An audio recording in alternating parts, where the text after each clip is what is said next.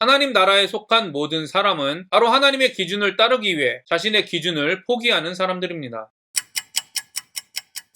안녕하세요. 바이블 TMI의 마카리오스입니다. 오늘 본문은 느헤미야 3장 1절부터 14절입니다. 오늘 말씀은 10개의 문 중 5개의 문을 재건하는 이야기입니다. 오늘 말씀을 통해 성경이 말하는 연합, 구원의 특징, 하나님을 보는 방법에 대해 깊이 묵상하는 시간이 되기를 바랍니다. 그때 대제사장 엘리야십이 그의 형제 제사장들과 함께 일어나 양문을 건축하여 성별하고 문짝을 달고 또 성벽을 건축하여 한메아 망대에서부터 하나빌 망대까지 성별하였고 그 다음은 여리고 사람들이 건축하였고 또 그 다음은 이므리의 아들 삭굴이 건축하였으며 3장은 예루살렘의 10개의 문을 재건하는 일을 차례대로 기록하고 있습니다. 3장은 성벽 재건에 예루살렘에 있는 대부분의 사람들이 참여했다는 것을 보여주며 동시에 하나님의 예언을 받은 느헤미야를 중심으로 행동했다는 것을 보여줍니다. 대부분의 현대의 사람들은 모든 사람이 함께 참여하는 일과 하나의 기준을 가지는 일은 동시에 이루어질 수 없는 가치로 생각합니다. 왜냐하면 다양한 기준을 가진 인간이 사는 세상 속에서 하나의 기준으로 연합할 수 없다고 생각하기 때문입니다. 그래서 자신의 기준을 서로 양보하며 함께해야 한다고 말합니다. 그러나 성경은 그렇게 말하지 않습니다. 이스라엘 백성들은 하나님의 예언을 받은 느헤미야의 지시에 따르기 위해 자신의 기준을 포기했습니다. 그렇습니다. 하나님 나라에 속한 모든 사람은 바로 하나님의 기준을 따르기 위해 자신의 기준을 포기하는 사람들입니다. 이스라엘의 멸망으로 뿔뿔이 흩어졌던 이스라엘은 바로 하나님의 말씀을 예언하는 느헤미야를 중심으로 연합했습니다. 이 말을 목회자의 말을 따르라는 말로 오해하지 마십시오. 하나님의 말씀으로 하나 되는 사람들이 그리스도인입니다. 그래서 그리스도인은 목회자의 말도 자신의 믿음도 성령을 의지하여 점검하는 사람들입니다. 성벽을 재건하면서 공동체 의식이 회복된 이스라엘 백성들과 같이 하나님의 말씀을 중심으로 거룩한 삶을 재건하여 하나님 나라의 공동체 의식을 회복하는 저와 여러분이 되기를 간절히 소망합니다. 양문에 대해 주석가 윌리엄스는 이렇게 말합니다. 아마도 양문이라는 이름은 성전 근처에서 희생제사를 드리기 위해 양을 그곳을 통해 데리고 드나들던 데서 유래했을 것이다. 그러므로 이 부분에 대해 제사장들이 관심을 갖는다는 것은 자명한 일이다. 1절을 보면 양문은 대제사장과 제사장들이 재건했습니다. 또한 성벽 재건에 대한 기록은 양문으로 시작해서 양문으로 끝납니다. 이를 보면 하나님의 일, 특히 제 문제의 해결은 총독이나 세상의 권력자가 아니라 대제사장이 상징하는 예수님으로부터 시작해서 예수님으로 마무리된다는 것을 알 수 있습니다. 즉 구원의 시작은 예수님이며 우리의 구원을 완성시키시는 분도 예수님이십니다. 여러분, 이 진리는 계속 강조해도 전혀 부족하지 않습니다. 이 사실을 항상 기억하시며 우리를 구원하셨고 지금도 구원을 이루시고 계신 하나님의 은혜에 감사하시기를 바랍니다. 성벽 재건에 가장 먼저 기록된 사람들은 대제사장이었습니다. 대제사장은 속죄일과 수많은 제사를 통해 항상 먼저 죄를 해결해 거룩해져야 하는 사람이었습니다. 그렇습니다. 먼저 구원받아 거룩한 성품을 소유한 사람은 하나님의 일에 참여하는 일에 모범을 보여야 합니다. 저와 여러분은 구원받아 거룩한 성품, 즉 하나님의 성품으로 다시 태어난 그리스도인이라고 믿는 사람들입니다. 그렇다면 저와 여러분이 하나님의 일, 즉 하나님의 거룩에 참여하는 일에 모범을 보여야 하지 않겠습니까? 저와 여러분이 하나님의 거룩에 참여하는 일에 모범이 되는 행복한 사람이 되기를 간절히 기도합니다. 어문은 하스나아의 자손들이 건축하여 그 들보를 얹고 문짝을 달고 자물쇠와 빗장을 갖추었고 그 다음은 학고스의 손자 우리아의 아들 무레못이 중수하였고 그 다음은 무세사벨의 손자 에레가의 아들 무술람이 중수하였고 그 다음은 바하나의 아들 사독이 중수하였고 그 다음은 느고와 사람들이 중수하였으나 그 귀족들은 그들의 주인들의 공사를 분담하지 아니하였으며 구약학자 송병헌은 어문은 근처에 야시장이 있어서 이 이름을 가지게 되었다고 말합니다. 그래서 신약시대 이후 많은 사람들이 예수님의 제자들과 연관해 물고기문을 구원의 통로를 상징한다고 생각했습니다. 옛문은 바사야의 아들 요야다와 무소드야의 아들 무술람이 중수하여 그 들보를 얹고 문짝을 달고 자물쇠와 빗장을 갖추었고 그 다음은 기브온 사람 몰라다와 메로노 사람 야돈이 방서쪽 총독의 관할에 속한 기브온 사람들 및 미스바 사람들과 더불어 중수하였고 그 다음은 금장색 파레야의 아들 우시엘 등이 중수하였고 그 다음은 향품 장사 하나냐 등이 중수하되 그들이 예루살렘의 넓은 성벽까지 하였고 그 다음은 예루살렘 지방의 절반을 다스리는 후루의 아들 르바야가 중수하였고 그 다음은 하루마베의 아들 여다야가 자기 집과 마주대한 곳을 중수하였고 그 다음은 하삼느야의 아들 핫두스가 중수하였고 하림의 아들 말기야와 바한 모압의 아들 핫습이 한 부분과 왕과 화덕 망대를 중수하였고, 그 다음은 예루살렘 지방 절반을 다스리는 할로에스의 아들 살룸과 그의 딸들이 중수하였고, 옛문은 나이가 많은 사람들, 장로들이 모여 하나님에 대한 지혜와 지식을 전한 곳이라고 알려져 있습니다. 골짜기 문은 한움과 산호와 주민이 중수하여 문을 세우며 문짝을 달고 자물쇠와 빗장을 갖추고, 또 군문까지 성벽 1000규빗을 중수하였고, 골짜기 문은 많은 학자들이 흰농 골짜기와 기드론 시냇가가 합류하는 곳에서 약 210m 정도 남쪽에 위치한 요베셈으로 추정합니다. 흰농 골짜기는 우상 숭배와 연관된 장소입니다. 유대 전승에 따르면 골짜기 문은 우상 숭배에 분노하신 하나님을 기억하게 했다고 합니다. 그래서 이스라엘 백성들은 골짜기 문을 지날 때마다 하나님의 심판을 묵상했다고 합니다. 분문은 베탁게렘 지방을 다스리는 네갑의 아들 발기야가 중수하여 문을 세우며 문짝을 달고 자물쇠와 빗장을 갖추었고, 많은 영어 성경은 분문을 이렇게 기록합니다. 덩게이트. 한국말로 번역하면 똥문입니다. 분문에 대해 윌리엄스는 이렇게 설명합니다. 다윗성읍의 최남단에 있었던 것으로 동의하고 있는데, 이곳은 쓰레기를 버리던 곳으로 골짜기 아랫부분으로 쓰레기가 쌓이는 것을 금하던 곳이었다. 즉 분문은 쓰레기 처리장과 연관이 있는 문이었습니다. 그래서 많은 신학자들은 분문을 인간의 더러움을 해결하는 일을 의미한다고 생각합니다. 저는 여러분들이 오늘과 내일 본문에 기록된 각 문의 이름의 의미를 통해 예수님으로부터 시작되어 예수님이 완성하시는 구원에 대해 묵상하시면 많은 도움이 될 것이라고 생각합니다. 먼저 오늘 하루 동안 양문, 구원의 주체이신 예수님, 물고기문, 구원의 통로이신 예수님, 옛문, 하나님에 대한 지식과 지혜, 골짜기문, 하나님의 심판, 분문, 인간의 더러움에 대해 묵상하시기를 바랍니다. 저는 특별히 분문을 재건한 네갑 자손에 대해 묵상해 보았습니다. 이미 말씀드렸지만 분문은 이스라엘 백성들이 쓰레기를 제거하면서 인간의 더러운 죄를 제거해야 한다는 것을 기억하는 문으로 알려져 있습니다. 그리스도인은 마음속에 있는 쓰레기를 제거해 청결하게 만들어야 합니다. 그래야 하나님을 볼 수 있다고 예수님께서 말씀하셨기 때문입니다. 이런 의미에서 말씀을 보았을 때 분문을 재건하는 사람들이 네갑 자손이라는 사실은 매우 놀라웠습니다. 왜냐하면 예레미야 35장을 보면 네갑 자손은 세상의 유혹에 흔들리지 않고 선조들의 명령에 순종한 자손들로 기록되어 있기 때문입니다. 많은 사람들이 하나님을 보고 싶어 하듯이 저 또한 하나님 보기를 원합니다. 하지만 하나님을 보기 위해서는 이 정도면 괜찮아라며 세상과 타협하라는 세상의 유혹에 흔들리지 않아야 합니다. 하나님의 명령에 순종하는 일에 타협하지 않아야 합니다. 더 나아가 레갑 자손들은 자신의 쓰레기뿐 아니라 이스라엘 민족의 쓰레기를 처리하는 분문을 재건한 사람들이었습니다. 이 말은 자신의 죄뿐 아니라 다른 사람과 세상의 죄 해결을 위해 복음을 전하는 그리스도인 역시 레갑 자손들과 같이 더욱 거룩을 유지해야 할 의무를 가지고 있다는 의미입니다. 다른 사람에게 복음을 전해야 하는 의무를 가진 저와 여러분이 세상의 유혹에 대해 그리고 하나님의 명령에 순종하는 일에 대해 타협해서는 안 될 의무가 있다는 사실을 기억하시기를 바랍니다. 자신뿐 아니라 다른 사람들과 함께 하나님을 보는 은혜를 누리게 되기를 간절히 소망합니다. 제가 오늘 여러분과 적용하고 싶은 부분을 말씀드리겠습니다. 첫 번째, 성경이 말하는 연합에 대해 깊이 고민해 보시기를 바랍니다. 두 번째, 오늘 본문에 기록된 5개의 문을 통하여 구원이 무엇인지 구체적으로 묵상해 보시기를 바랍니다. 세 번째, 하나님을 보기 위해 어떤 노력을 하고 있는지 자신을 점검해 보시기를 바랍니다. 오늘도 행복한 하루가 되시기를 바랍니다.